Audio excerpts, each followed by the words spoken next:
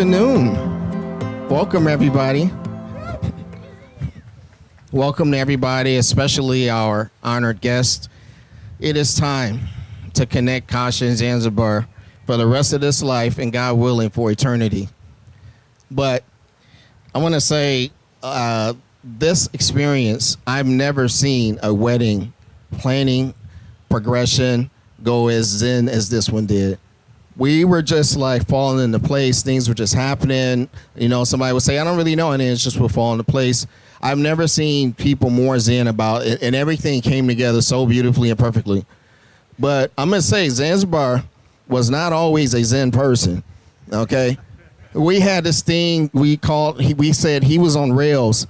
Have you ever ridden a roller coaster? Yes, by the way, you can take a seat. And you can stand if you want the whole time, but I just thought you knew you could sit down. Oops. But, you know, he used to be really high strung. You know, he's always been a leader. He's always been kind of a go-getter, but he'd get on these rails. And when you're on a roller coaster, it's like the roller coaster just takes you where it takes you. There's no getting off that roller coaster until it's done. So you get on the Zanzibar roller coaster, it's over until he's finished. But like over the last 20 years, he has become such a balanced person. And I don't know why, it just keeps just amazing me. So I really love how that got reflected in this whole occasion. So, you know, it's really beautiful. And then the other thing I want to say is, okay, so I've never been to a wedding with all white. And I've heard that this is actually more common outside of the United States. Nobody comes to a wedding and wears white in the United States, so it's just a custom, right? I don't know how Zanzibar possibly thought he was pure enough to qualify to wear white, but we'll give him a pass because, you know, wedding day. All right, it's okay. We can do it today. But, you know, the last thing is, before we really get started, is this is a long time coming. And they both deserve it.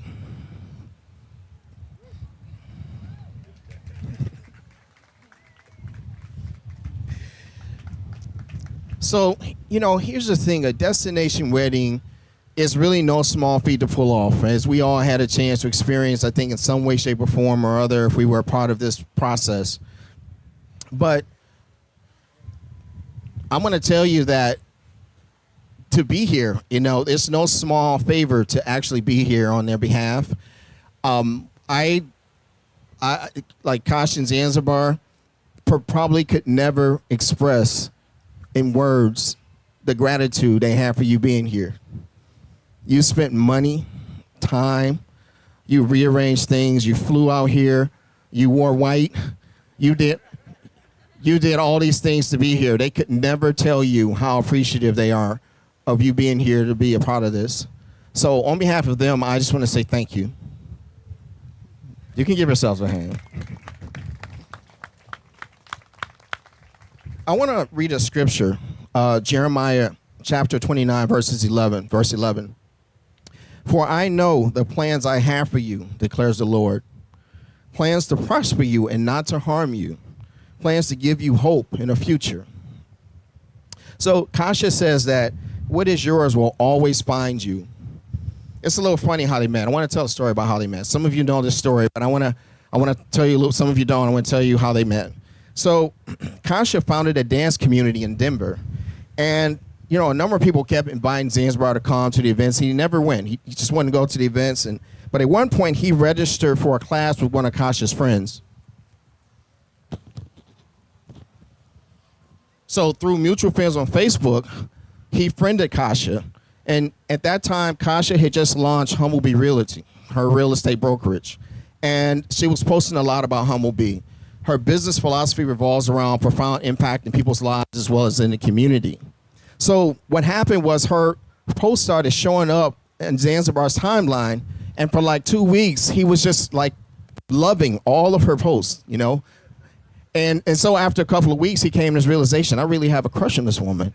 But he didn't want to come off like an internet, you know, a creepy internet stalker. So he unfollowed her and stopped so her post wouldn't show up in his timeline.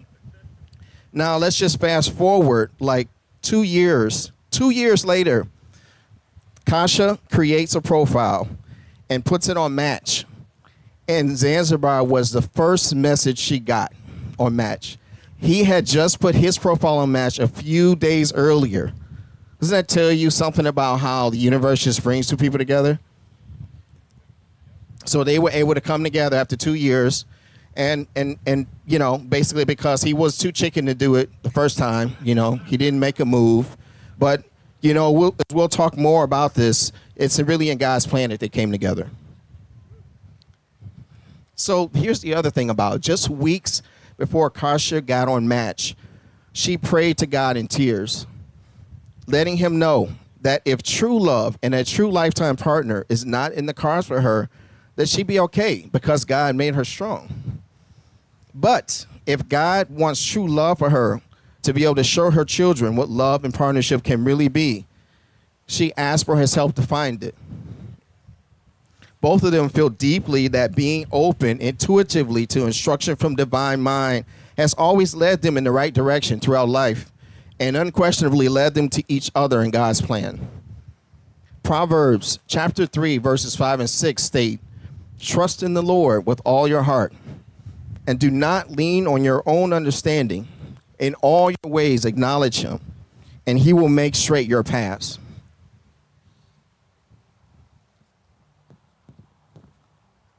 So, like, when we think about binding ourselves to another person, to commit in heart, spirit, soul, and human hand, we're really saying to the other person that we trust them to hold our heart in our life. And they can count on us, no matter what, to do the same. This commitment to another creates an evolution of oneself, being held by the light the other shines upon us. This is the truest opportunity to give of oneself to another and to allow each to shine on one another. There is just magic that occurs through time as two people allow each other to bask in the light offered by such a commitment. There is this growth available that would otherwise be unavailable. There is wisdom available that would otherwise be unseen. There are paths in life's journey that can be traversed within the union that would not be possible without that union. So we have come to celebrate this sacred opportunity as Kasha and Zanzibar make that commitment to each other. So at this point, I want to have Art come up and share a story about something inside of his experience as friends with Zanzibar. Where should I stand? Right here? Okay. Zanzibar. I love this man. And I have such gratitude for witnessing him lead his life from his heart. Also from commitment, but from heartfelt commitment.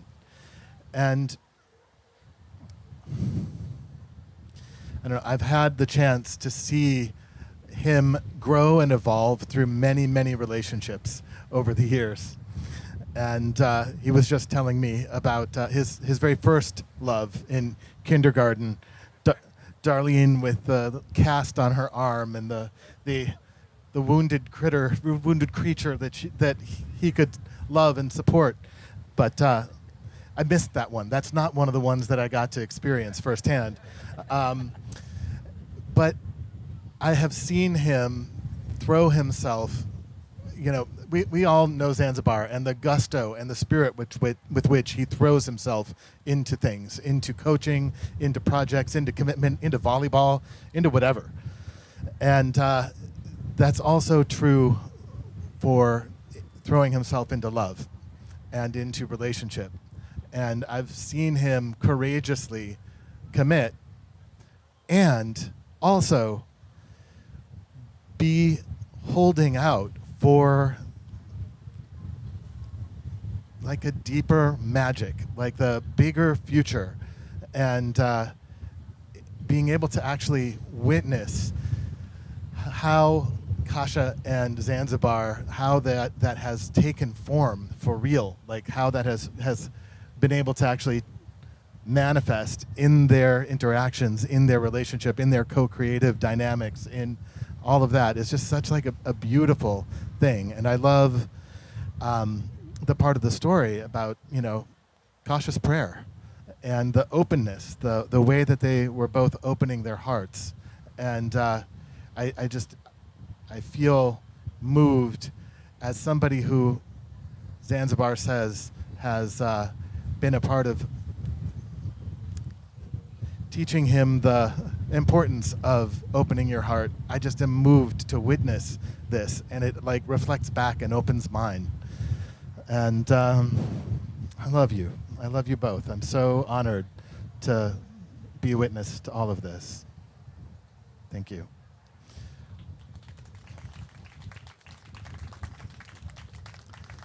And then just a quote from Khalil Gibran. Love one another, but make not a bond of love. Let it rather be a moving sea between the shores of your souls.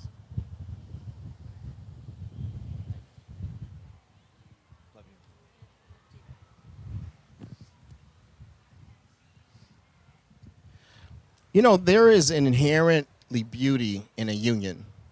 It's a truly wonderful thing in the world when there's a natural connection and a lovely dynamic and two people coming together. Kasha and Zanzibar have already made so many people smile with that genuine, playful, hard-forward connection that they shine on the world. While there is always the divine feminine in every person and the divine masculine in every person, we see in Kasha and Zanzibar a union of that divine feminine and masculine spirit come together respectively. So today, we have all come to bear witness to a binding of what seems so opposite sometimes, that masculine and feminine, to come together perfectly complete when it's a union. Now, you know, some of you know, I have been married now for almost 14 years. And much longer than Kasha and Zanzibar have known each other. But I say that to set up what I'm about to say now, which is that we have made mistakes. Now, I know you all think I'm perfect. You know, the shirts, the gray, the hair, the wisdom, but I'm not perfect. We have crossed lines with each other. My wife's name is Carla. Carla and I have crossed lines with each other that we shouldn't have crossed. We have both argued for the wrong thing from time to time. We have sometimes unknowingly and honestly, even knowingly, stepped on something that we shouldn't have stepped on with each other. So look, Kasha is a powerful woman. Zanzibar is a powerful man. We all know this. But we should expect them to butt heads every once in a while. We should expect that there will be moments of struggle where something gets crossed that you think shouldn't be crossed. When I was in Denver last year, I came to visit. Carl and I went to visit them in August, and I was witness to one of these moments. Okay, we went on a hike. It was a 5-mile hike, and then we went to lunch. Now, here's what happened without like getting into too much of the detail. There was a moment where there was this period of conflict between Zanz and Kasha, and it started on the hike. You know, like a little bud, and then it kind of grew. You know, as we went through the hike a little bit more and a little bit more to the point that they weren't talking on the hike. So then we're walking to the restaurant and there's this whole tension brewing up, like good coffee, and we get into the restaurant and the tension was so palpable. You could cut it and open it up and look through it to the point that like Zanz was flustered and he was like on rails. The on rails, Zanzibar came back in full force, and Kasha was nearly in tears. Now, I'm not trying to put their business in the street, but I'm just trying to illustrate to you somehow like the amount of tension that was present in that moment, to the point that they had to, you know, politely excuse themselves and go outside to work through this moment of struggle. So they stepped outside, and they were about maybe 20 feet out, and so I could see them through the window. Every once in a while, I look over, you know, Kasha and Zanz, and they're talking. They started out standing up like this, except there was a lot of tension in their bodies, and there was a lot of tension in their faces. You know, it's a lot of just something is really like hard right now for them, and they're working through it. And then I look back like 5 minutes later, and there's no tension in their bodies and their faces, but they're talking, not too much smiling, but they're like kind of working through. And then I look back again, and they're sitting down on the ground, Indian style, in the middle of this, you know, outside space in this restaurant. And then I look back over again and holding hands and they're kissing, and I was like, wow. Now this is all happening in the span of like 30 minutes. There are relationships where people can let things fester for weeks because of who they are. They were able to work through this moment of difficulty. In 30 minutes, when they came back into the restaurant, all the light that they shine on each other was restored. And while some people may say that's dramatic, it was beautiful to me because I understand being married and some of you who are married or who are in relationships, you know what I'm talking about. To me, it was like a transformative moment. And I was really proud and I was really happy to be witness to that moment. So, that is who they are. That is relationships. A forever union doesn't mean that you will never lose sight of the light that the other person is, right? I mean, it means that you will fight. But when I say fight, is you will fight to find that light, no matter what. If it matters, you find it. Of course, that looks a lot of different ways, depending on relationships, the relationship you're in. I mean, we could talk about that quite a bit, and I would challenge all of you who are in relationships who understand what I mean to just find Kashin's answer, just share moments of wisdom at some point while you're here or even afterwards, because I'm sure a lot of you have a lot to say about what makes a relationship work. Lifetime partnership, it's a shared experience, and it enhances the experience of victories for each person. It also deadens the pain of defeat. Every single thing we experience is more vibrant and even more real because it will now be shared. This is the quality of living that almost all couples are awarded. How deeply a couple is connected will determine the richness of that shared life experience. Naturally, in their dynamic here is a profound sharing of emotion, direction, goals, frustration.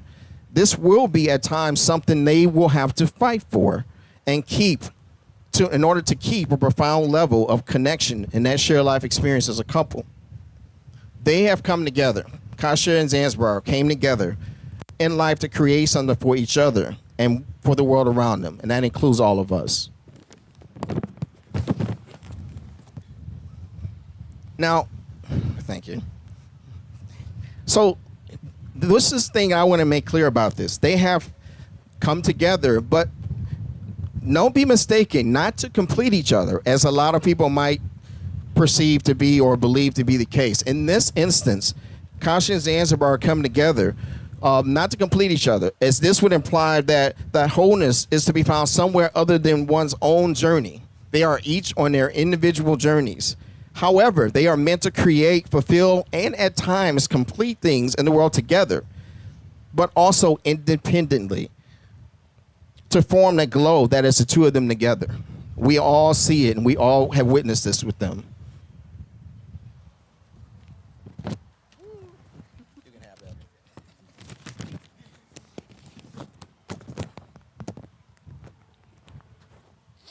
So, Khalil Gibran said, "And stand together, yet not too near together, for the pillars of the temple stand apart." Can you see that?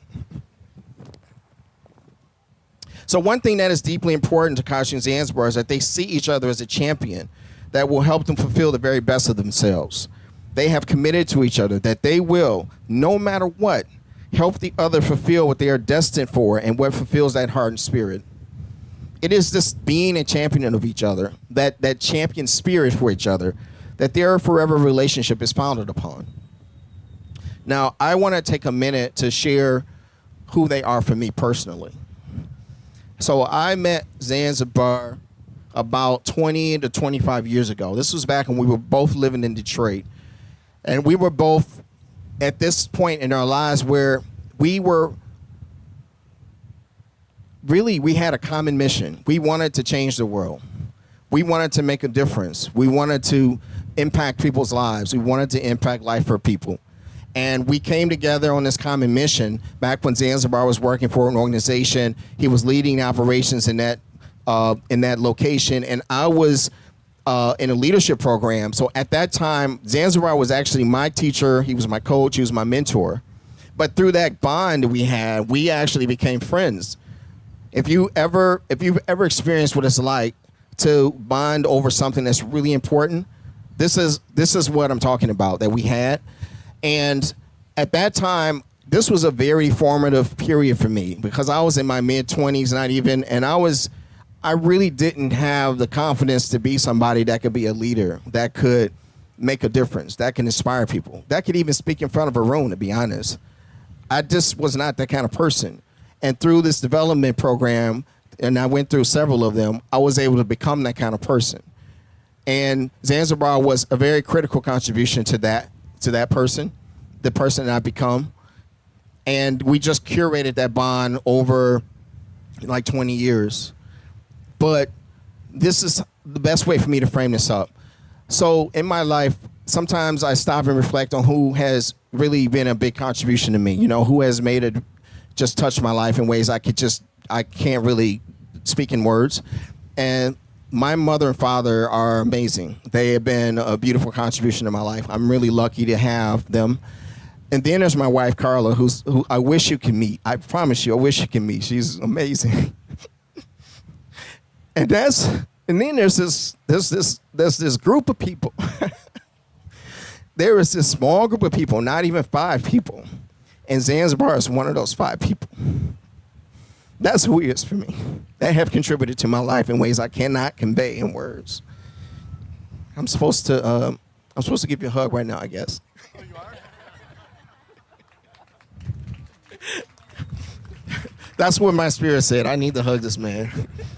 And sometimes it doesn't really hit you until you start talking about it.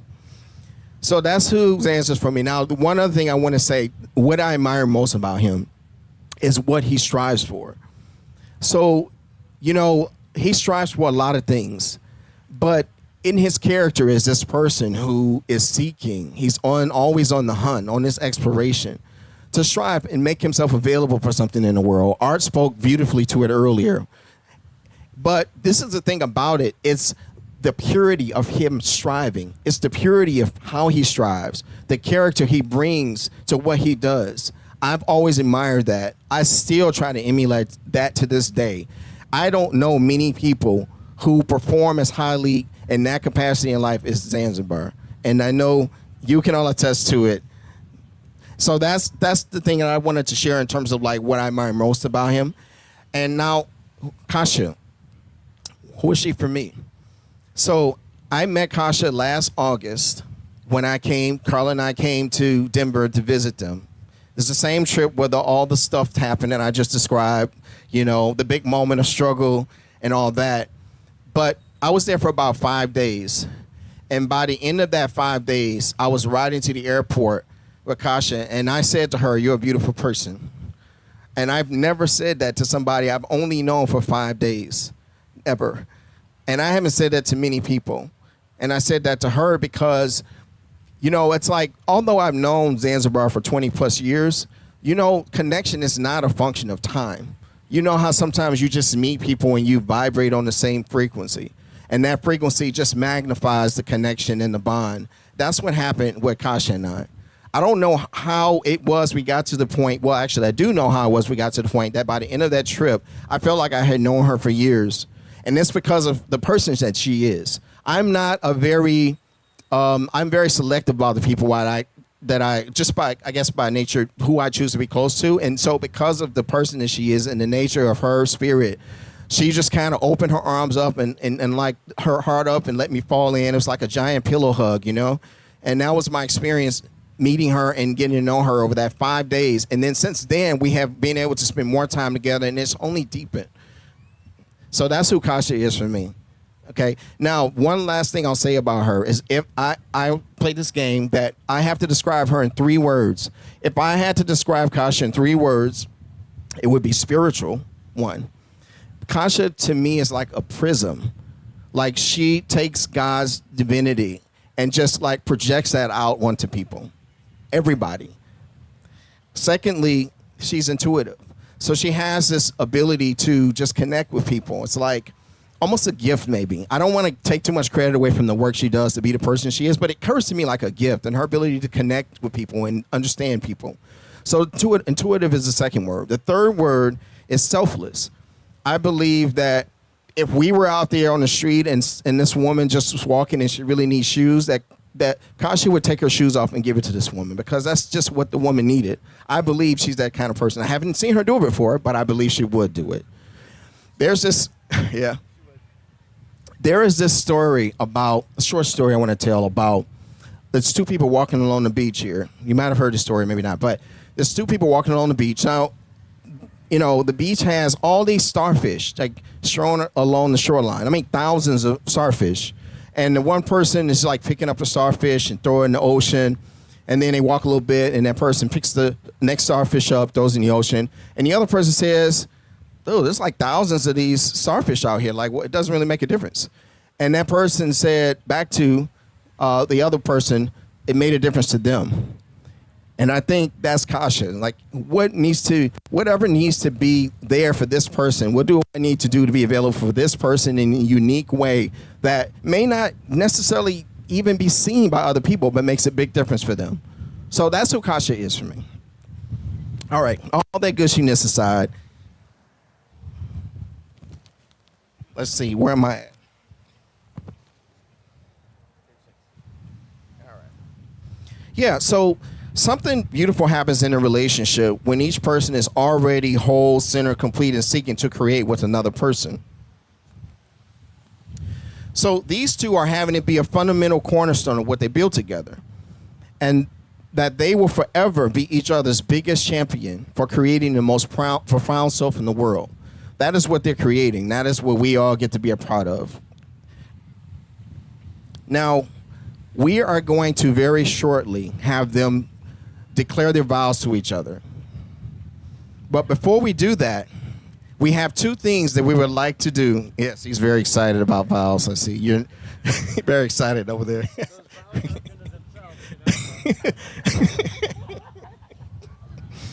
So we want to perform a ceremonial act that we would like all of you to participate in. Just know that you don't need to feel obligated to participate in this, but it's a very simple but powerful ceremonial act. We're going to ask you to make a simple promise in front of everybody here in God. Now, I did this at my wedding. I didn't do this exact thing, but I did something ceremonial. My wife and I had an act that we did. It was very simple and very powerful because it brought everybody in attendance into our ritual, into our ceremony, into our union as we performed that ceremony. So what I would like each of you to do is to make a promise as witnesses to their loving consecration. Now, I want to say one thing before we do this. Why is it important to them? It's important to them because they understand, I understand as a married person, that relationships do not exist in a vacuum. Relationships do not formulate and grow in isolation. Relationships happen in a community. And everybody here is a part of their community. You are literally the most amazing part of their community. So that's why it's important for them to have you, be that, what do I want to call it, essence for them as they grow into this union. So one other thing we want to do before we move to vows, we want to have Amanda to really set the tone and tenor for what we're about to do. So I want to have Amanda read a passage.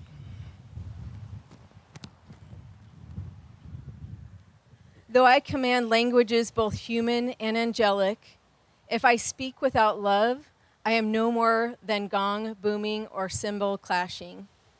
And though we have the power of prophecy to penetrate all mysteries and knowledge, and though I have the faith necessary to move mountains, if I am without love, I am nothing. Though I should give away to the poor all that I possess, and even give up my body to be burned, I am without love, it will do no good whatever. Love is always patient and kind. Love is never jealous. Love is not boastful or conceited. It is never rude and never seeks its own advantage. It does not take offense or store up grievances. Love does not rejoice at wrongdoing, but finds joy in truth. It is always ready to make allowances to trust, to hope, to endure whatever comes. Love never comes to an end, but if there are prophecies, they will be done away with.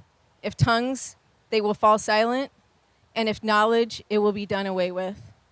For we know only imperfectly, and we prophesy imperfectly, But once perfection comes, all imperfect things will be done away with. When I was a child, I used to talk like a child and see things as a child does and think like a child. But now that I've become an adult, I have finished with all childish ways.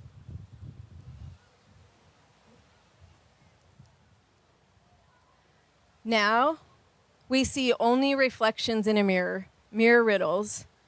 But then we shall be seeing face to face. And I can know only imperfectly, but then I shall know just as fully as I am myself known. As it is, these remain: faith, hope, and love, the three of them, and the greatest of them, love.